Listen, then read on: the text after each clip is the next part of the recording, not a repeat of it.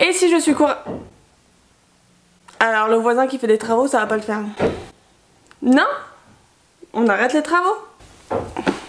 Bonjour YouTube et bienvenue dans cette vidéo. Aujourd'hui on est le 20 février et c'est mon anniversaire. Alors je sais vous en avez strictement rien à faire mais moi j'aime beaucoup les anniversaires. J'aime offrir des cadeaux, j'aime recevoir des cadeaux. Mettez-moi une paire de chaussettes dans un paquet, je serai la plus heureuse.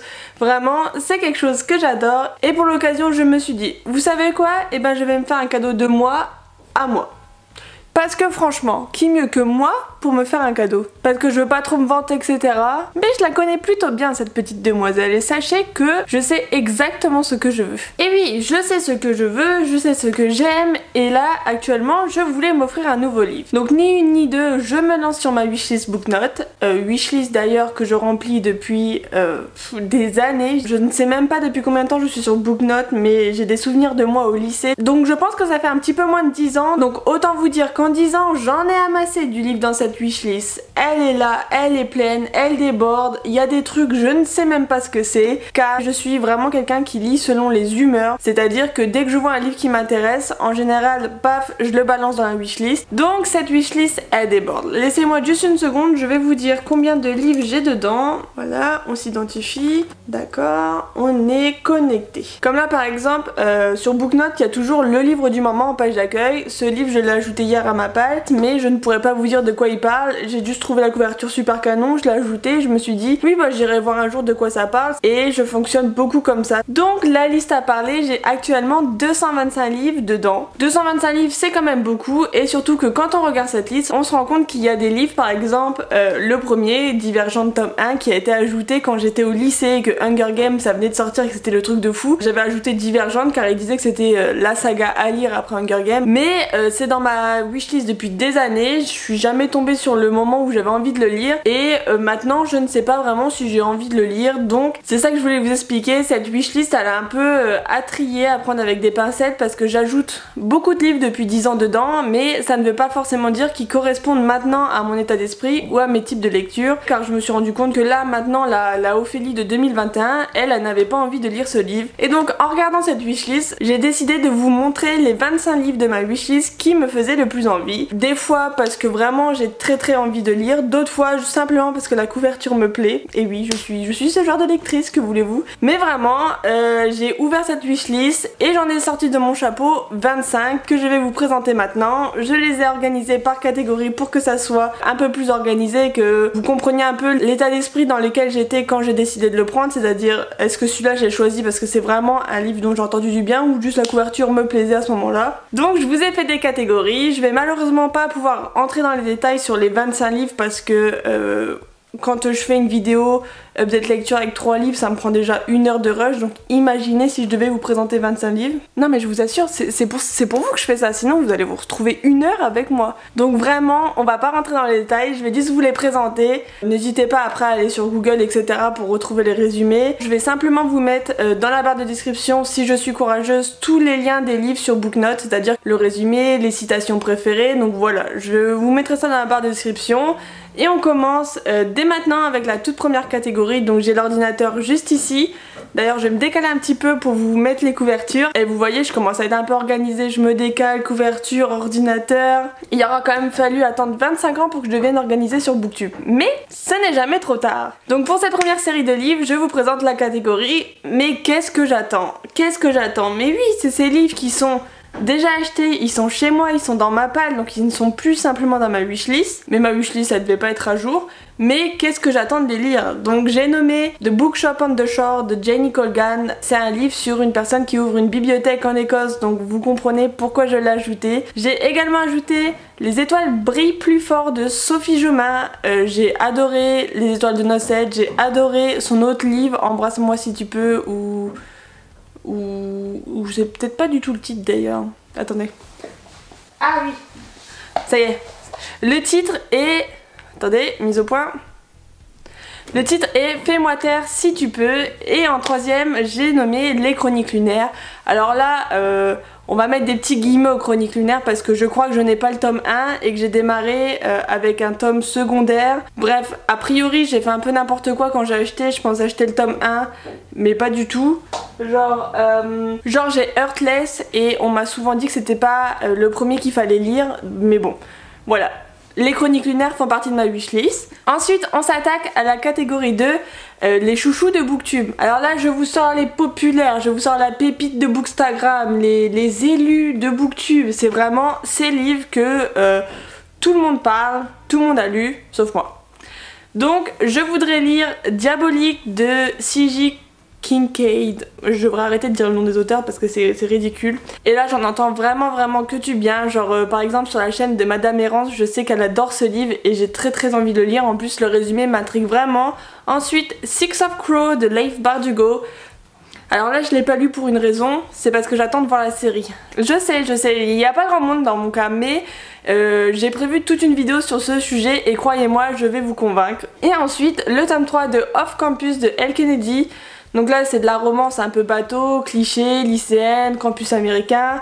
Bref, j'ai adoré le tome 1, j'ai adoré le tome 2 et je n'ai qu'une hâte, c'est de lire ce tome 3.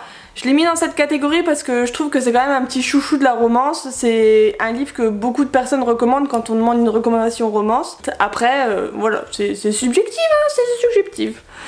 Puis d'ailleurs, j'ai 25 ans, je fais ce que je veux, je dis ce que je veux. Voilà.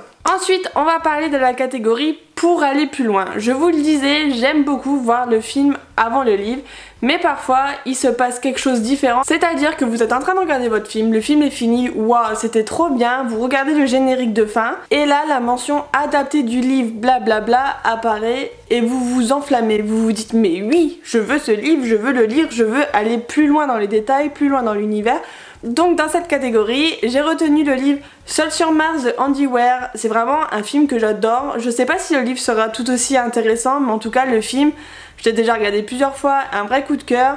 De même pour Les Figures de l'ombre de Margot Lee Shetterly. Et là vraiment j'adore ce film, c'est sur des femmes calculatrices noires à la NASA dans les années vraiment où la condition du peuple noir et la condition des femmes aussi n'était pas forcément quelque chose de très moderne. Là je vous nomme l'homme de Cro-Magnon blanc qui pense être le roi suprême sur cette planète. Mais du coup j'ai très envie de lire le livre qui va peut-être être différent et bah, je suis très intriguée pour voir la différence. J'ai parlé beaucoup. Ensuite, je veux également Le plus beau des chemins, donc qui est adapté du film Chemin croisé. C'est un film pipou, c'est un film mignon, c'est un film que j'aime beaucoup. Donc j'ai très envie de lire ce livre. J'ai beaucoup de livres de Nicholas Sparks, mais j'en ai jamais lu parce que je me suis toujours dit que mon premier livre serait celui-là, Le plus beau des chemins. Donc en fait, il serait grand temps que je l'achète et que enfin je découvre un livre de lui parce que comme j'ai décidé que ça serait mon premier, tous les autres là ils attendent dans la bibliothèque, ils font un peu la gueule, ils sont genre Ophélie, lis-nous, lis-nous, lis-nous. Mais moi je suis genre, eh les gars, non, vous êtes pas mon plus beau des chemins. Et du coup les livres dans ma bibliothèque ils sont genre, oh. Donc voilà, vous comprenez l'idée. Moi et mon petit syndrome du je fais parler mes livres avons décidé qu'il est grand temps que je l'achète. Et le dernier livre de cette catégorie c'est Les étoiles de Nocède version illustrée tome 3. Donc là c'est aussi dans la catégorie pour aller plus loin parce que j'ai déjà cette édition classique mais j'aime énormément les éditions illustrées des étoiles de Nocède. J'aime cette histoire, je la trouve pipou, je la trouve cliché, c'est tout ce que j'aime, un peu fantastique surnaturel et ça se passe en Écosse, que demander de plus? Je ne sais pas. Ensuite, on rentre dans la catégorie fantasy, en veux-tu, en voilà. Et alors là, je vais vous le dire, c'est très subjectif parce que quand j'ai extrait les livres de ma wishlist, je me suis dit ça a l'air d'être un livre de fantasy. Mais ça se trouve, je me trompe totalement parce que je me base sur le résumé. Donc si je me trompe, c'est pas grave, je me suis juste plantée, mais il fait quand même partie des 25 livres dont j'ai envie de lire. Donc il y a Daughter of the Pirate King de Tracy Levenseller. Donc là, j'ai vu pirate, je me suis dit oui. Ensuite, Engrenage et sortilège, quelqu'un a fait une petite capsule où elle a dit j'aime beaucoup ce livre, blablabla, très envie de le lire et sa description ça m'a vraiment donné aussi envie de le lire donc je l'ai ajouté. Ensuite il y a Steam Sailor et là on m'a parlé de pirates qui volent dans des bateaux dans le ciel et tout, je me suis dit oui. On continue avec How the King of Ilfheim Learned to Hate Stories. Donc ça c'est une espèce de préquel, séquel, spin-off, je ne sais pas trop, au Prince Cruel. Et donc ça se passe avant, ça se passe sur l'histoire de Carden quand il était enfant, je crois, et un peu on va découvrir un peu le passé et qu'est-ce qui l'a amené au personnage qu'on connaît dans le tome 1, je crois. Mais vraiment, parce que je suis vraiment pas sûre. Moi je vous dis ça, j'ai lu que les résumés ou des fois les titres. On continue avec Chromatopia de Betty Piccioli. Et donc là je l'ai vu beaucoup sur Twitter et j'ai décidé de l'ajouter dans ma wishlist. Non seulement parce que de une, je suis cette autrice sur Twitter, de deux, la couverture est très jolie comme vous pouvez le voir. Et de trois, le résumé m'a vraiment intriguée et j'ai hâte de le découvrir. Allez, tenez bon, il ne reste plus que 3 catégories. Ensuite c'est la catégorie Tel un nifleur. Et tel un nifleur, j'aime quand ça brille, quand c'est beau, quand ça m'attire, et je n'ai strictement aucune idée le sujet de ces livres, mais alors aucune idée, mais je sais juste qu'ils ont une belle couverture, qu'ils ont rejoint ma wishlist sans doute à cause de leur couverture, et qu'un jour, il faudrait peut-être que j'aille lire le résumé en fait. Donc pour commencer, on a Winter Song de S.J. Jones, et là franchement, cette couverture, me dites pas qu'elle vous intrigue pas, elle est mais à tomber.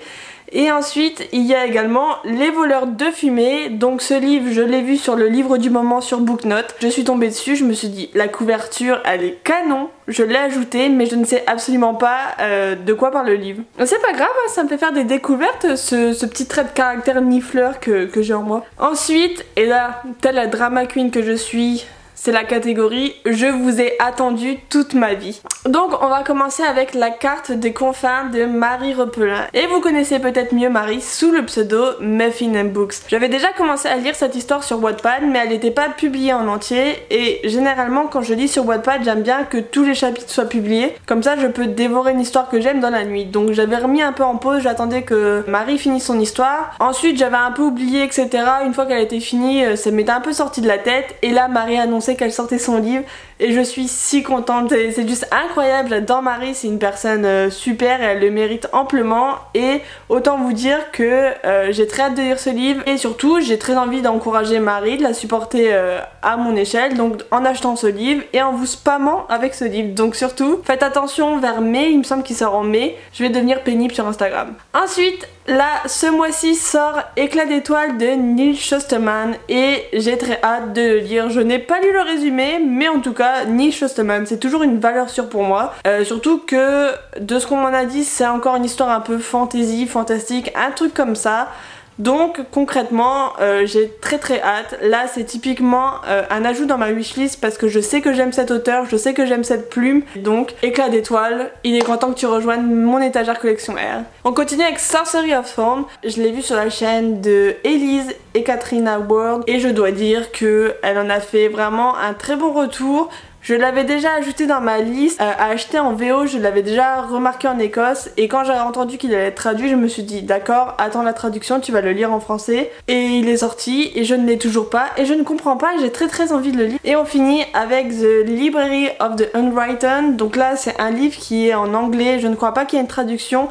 Et pourtant qu'est-ce qu'il est prometteur, c'est-à-dire comment vous expliquer ce livre? De ce que j'ai compris du résumé. Non attendez, donc déjà pour commencer, ce livre est beau. Et ça me fait plaisir. Quand les livres sont beaux, ça me fait plaisir. Mais regardez cette couverture. Ensuite, l'histoire, elle a l'air juste incroyable d'après le résumé. C'est-à-dire, de ce que je me souviens, de ce que j'ai compris, toutes ces histoires qui n'ont jamais été finies, et c'est même pas qui n'ont jamais été publiées, c'est vraiment qui n'ont jamais été finies, qu'il n'y a pas eu le point final à l'histoire. Donc tous ces auteurs qui ont abandonné en cours de route, et ben ces histoires elles vont atterrir dans cette librairie et en fait un jour il va se passer quelque chose et en fait les personnages etc, les histoires vont sortir de leur page et vont prendre vie. C'est vraiment le souvenir que j'en ai et c'est juste incroyable comme histoire. Genre la personne qui a pensé à ça, je me suis dit oh là là, à toi ma grande, tu dégaines, ça a l'air parfait. Donc j'ai très hâte de le lire. Là il faut juste que je l'achète en anglais, donc en soi pas de soucis vu que je lis en anglais, mais c'est vrai que des fois j'attends un peu de voir s'il y a une traduction qui va sortir parce que c'est quand même plus simple et agréable, surtout à 4 h du matin quand l'histoire est bien pour lire. La France tu veux pas le sortir, ben je l'achèterai en anglais et je vous dirai ce que j'en pense. J'espère vraiment que l'histoire va être incroyable parce que j'ai des hautes attentes sur ce livre, mais vraiment j'ai des... Mes expectations ils sont genre... Donc si ce livre s'avérait être pas aussi bien que ça, je serais un peu déçue parce que je trouve le pitch de base est incroyable. Et on finit avec la dernière catégorie, c'est la catégorie « Mais qu'est-ce que vous foutez ici ?» C'est-à-dire que je veux le livre de Meghan et Harry. Et j'aime beaucoup la famille royale. J'ai suivi toute cette histoire en Écosse de Harry et Meghan qui s'émancipent et j'ai très envie de lire le livre. Pareil avec Become de Michelle Obama. Donc c'est vraiment deux livres qui me font envie et au début je me suis dit je vais pas en parler. Dans cette vidéo c'est pas des romans, c'est pas etc. Mais en même temps ils font partie du top 25. Ils sont dans ma liste sur Booknote et quand je les ai vus je me suis dit oui franchement j'ai envie quoi. Et le dernier, alors là c'est la plus grosse blague de l'année mais ça y est j'ai 25 ans et je deviens adulte. J'ai envie de lire La retraite à 40 ans, c'est possible. Ah non mais je sais, franchement je sais ce livre.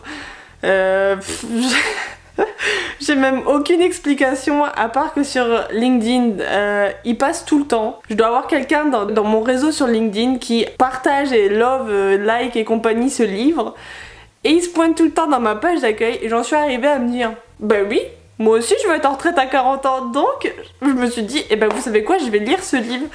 Donc est-ce que je vais concrètement l'acheter un jour? Je sais pas, mais en tout cas quand je me suis dit ok Ophélie il faut que tu sortes 25 livres de ta wishlist, sans déconner c'est le premier qui m'est venu en tête tellement je le vois partout sur les réseaux et sur LinkedIn parce que je travaille aussi sur LinkedIn au boulot. Donc je le vois tous les jours, tout le temps en boucle, la couverture elle est sympa, elle est punchy, colorée etc. J'ai décidé que j'allais le lire. Et si le compte est bon, ce livre se retrouve le 25e. Donc attendez, on va se remettre au milieu. En tout cas, voilà pour cette vidéo 25 livres de ma wishlist pour mes 25 ans. Je vous ferai savoir quel livre j'ai décidé de m'acheter car mon envie de m'offrir un cadeau de moi à moi tient toujours. J'espère que cette vidéo vous a plu et que j'ai pu vous faire découvrir des livres. N'hésitez pas à me faire savoir si on a des livres en commun, si je vous ai présenté des titres que vous ne connaissiez pas du tout mais qui vous font envie ou au contraire si vous l'avez lu, ça vous a pas plu. Je suis vraiment preneuse de vos retours donc surtout n'hésitez pas. Et on va arrêter cette vidéo maintenant parce que bah vous avez vu l'heure. Il est grand temps d'y aller et oh les copains, j'ai 25 ans, la canne me guette donc mamie Ophélie et ben, elle va remballer sa caméra et elle vous dit à bientôt pour une prochaine vidéo et surtout passez une bonne semaine.